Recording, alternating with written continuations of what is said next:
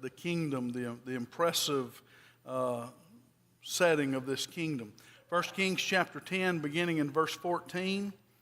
The weight of gold that came to Solomon yearly was 666 talents of gold. Besides that, from the traveling merchants of Arabia and from the governors of the country, and King Solomon made 200 large shields of hammered gold. 600 shekels of gold went into each shield. He also made 300 shields of hammered gold. 3 minas of gold went into each shield.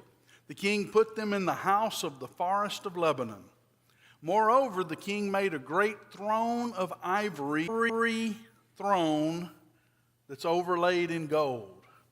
And then picture that 6 steps, and these lions aren't these little cuddly looking lions that like a stuffed animal. These are these big statuesque kind of lions that would have been on each of the steps going up and beside the throne there. And so you have all of these displays of wealth and power that are taking place in the kingdom.